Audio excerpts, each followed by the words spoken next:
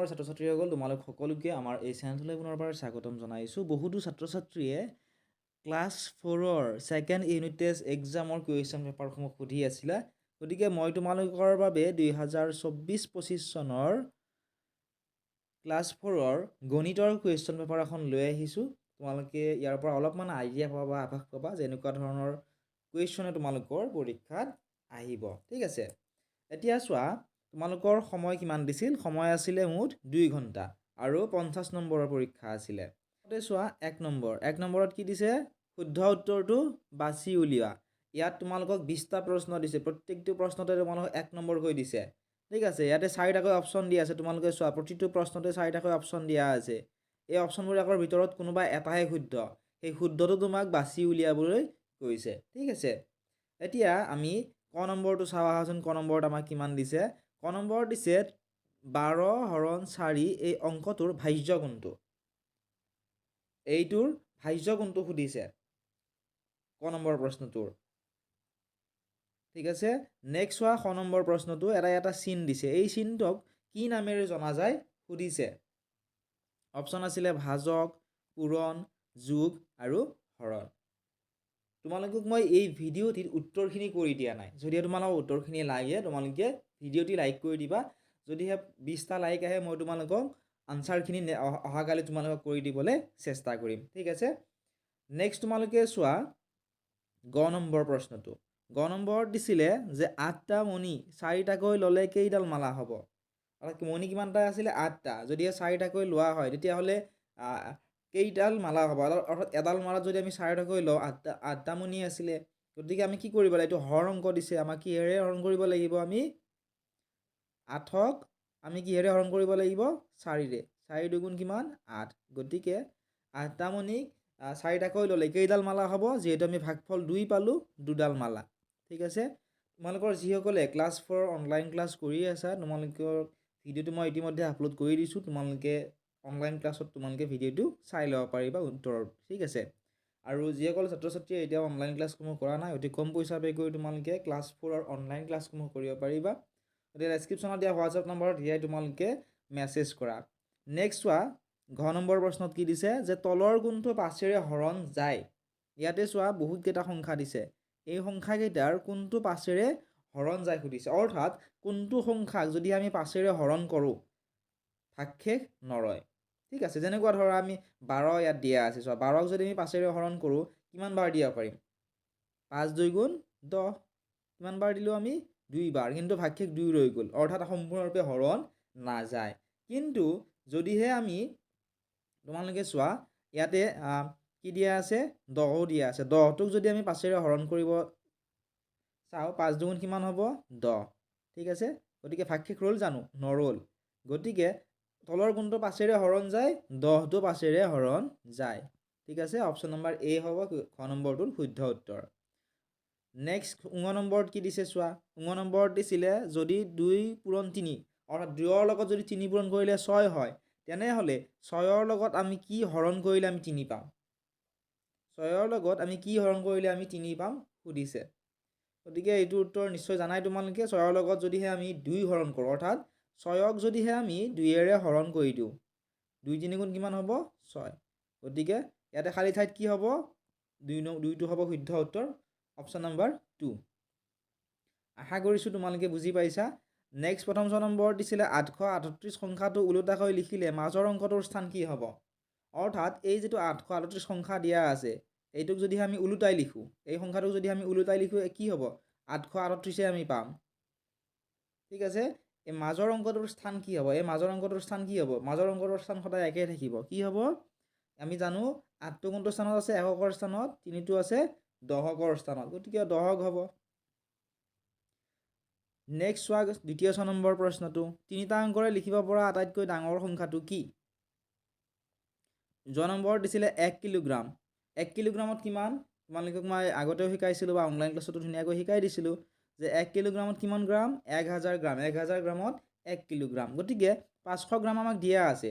500 গ্ৰামৰ লগত আৰু কিমান গ্ৰাম যোগ কৰিলে আমি 1 কিলোগ্ৰাম পাম?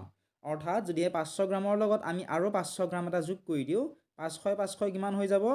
1000 হ'ব। ঠিক আছে, এইটো যোগ কৰিলে কিমান হ'ব?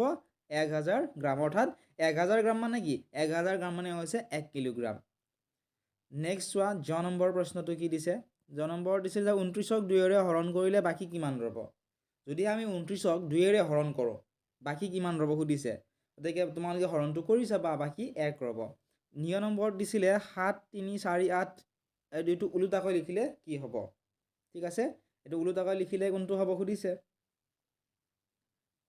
অপশ্যন নম্বৰ 3 হ'ব কাৰেক্ট এনসাৰ নেক্সট কুৱেশ্যনটো চোৱা 10 কিলোগ্ৰাম 30 গ্ৰামৰ লগত 15 কিলোগ্ৰাম 22 গ্ৰাম যোগ কৰিলে কিমান হ'ব আমাক সুধিছে নেক্সট কুৱেশ্যনটো আছিলে ইয়াত যদি 9 ইয়াত 18 হয় ইয়াত 27 হয় ইয়াতে কি হ'ব এইখিনিত আমাক কি হ'ব সুধিছে এতিয়া যদিহে তোমালোকে এইটো ভালদৰে চোৱা 9 গুণ কিমান 9 ঠিক আছে 9 গুণ কিমান 9 9 দুগুণ 18 9 তিনি গুণ 27 গতিকে 9 4 গুণ হ'ব 9 4 গুণ কিমান 37 এনেকুৱা ধৰণে তোমালোকে আনসাৰসমূহ উলিয়াব লাগিব নেক্সট তোমালোকে চোৱা এইটো কি দিছে 18 পূৰণ 3 18 লগত 3 পূৰণ কৰিলে কিমান হ'ব উলিয়াবলৈ কৈছে একেবাৰে ইজি কুৱেশ্যন আহিছিলে নেক্সট কুৱেশ্যন কি দিছে চোৱা কঁঠাল আম লিচু আপেল এইকেইটাৰ মাজত কোনটোৰ ওজন কম হয় সুধিছে নিশ্চয় তোমালোকে পাৰিবাই নেক্সট কুৱেশ্যন 5 কিলোগ্ৰাম 5 কিলোগ্ৰামত কিমান গ্ৰাম মই অলপ আগতে তোমালোকক ক'লোঁ বা অনলাইন ক্লাছতো ধুনীয়াকৈ শিকাই দিছিলোঁ যে 1 কিলোগ্ৰামত যদি 1000 গ্ৰাম হয় 2 কিলোগ্ৰামত 2000 গ্ৰাম হ'ব ঠিক তেনেকুৱা ধৰণে 5 কিলোগ্ৰামত কিমান হ'ব 5000 গ্ৰাম হ'ব 5 কিলোগ্ৰামত গতিকে অপশ্যন নম্বৰ 3 হ'ব শুদ্ধ উত্তৰ এনেকুৱা ধৰণে তোমালোকে আনসাৰসমূহ উলিয়াব লাগিব নেক্সট কুৱেশ্যন দিছিল তুলাচনীখনৰ এফালে গধুৰ আৰু আনফালে পাতল বস্তু দিলে তুলাচনীখনৰ পাতলৰ ফালে কি হ'ব পাতলৰ ফালে কি হ'ব তুলাচনী মানে তোমালোকে আগতে নিশ্চয় তোমালোকে গেলামালৰ দোকানত গ'লে বস্তুসমূহ জোখা তোমালোকে দেখিবলৈ পাইছা সেইখনৰ কথা ইয়াতে কোৱা হৈছে সেই যিখন তুলাচনী আছিলে এটা ছাইডত কি কৰা হয় যিবিলাক তাত দগা বুলি কোৱা হয় সেইবিলাক দিয়া হয় আৰু এটা ছাইডত আটা দালি এইবোৰ দি থোৱা হয় ঠিক আছে গতিকে সেইটোৱে কৈছে যে এফালে যদি গধুৰ বস্তু দিয়া হয় আনফালে যদি পাতল বস্তু দিয়ে তেতিয়াহ'লে তুলাচনীখনৰ যিটো ছাইডত পাতল বস্তু থাকে সেইটো কি হ'ব সুধিছে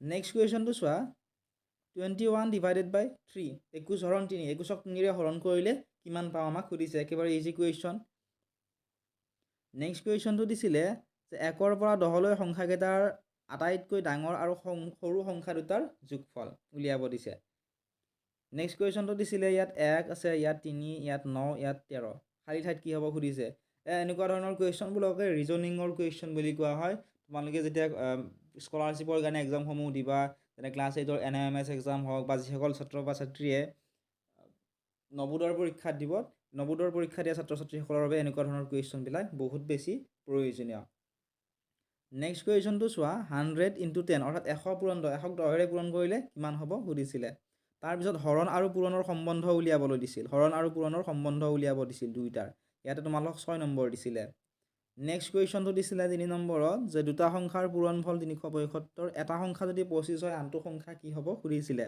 একেবাৰে ইজি কুৱেশ্যন হয় এনেকুৱা ধৰণৰ বহুকেইটা কুৱেশ্যন মই তোমালোকক কিতাপখনতো দিয়া আছে লগতে মই তোমালোকক বহুকেইটা কুৱেশ্যন বনাই দিছিলোঁ যিসকলে অনলাইন ক্লাছসমূহ কৰিছা নিশ্চয় তোমালোকে পাৰিছাই এতিয়া আমি চাওঁ আহা 4 নম্বৰ প্ৰশ্নটো কি দিছে 4 নম্বৰ দিছিল যে 4ডাল পেঞ্চিলৰ দাম 60 টকা হ'লে এডাল পেঞ্চিলৰ দাম কিমান হ'ব আমাক কি দিছে চোৱা 4ডাল পেঞ্চিলৰ দাম 60 টকা যদি হয় এডাল পেঞ্চিলৰ দাম আমাক উলিয়াব দিছে গতিকে আমি প্ৰথমতে এডাল পেঞ্চিলৰ দামটো উলিয়াই ল'ব লাগিব কেনেকৈ উলিয়াম 60 অৰ্থাৎ 60ক আমি কি কৰিম 4ৰে হৰণ কৰি দিম 60ক 4ৰে হৰণ কৰিম ঠিক আছে হৰণ কৰি যিটো আমি হৰণফল পাম সেই হৰণফলটোৰ লগত যিহেতু আমাক পিছত সুধিছে যে তেনেকুৱা 6ডাল পেঞ্চিলৰ দাম কিমান হ'ব সেই যিটো আমি ভাগফল পাম ইয়াতে 15 পাম 4 15 60 ঠিক আছে গতিকে এই 15ৰ লগত আমি কি কৰিব লাগিব এই 6 লগটো আমি পূৰণ কৰি দিব লাগিব তেতিয়াহে আমি যিটো পূৰণফল পাম সেই পূৰণফলটোৱে হ'ব এই কুৱেশ্যনটোৰ শুদ্ধ উত্তৰ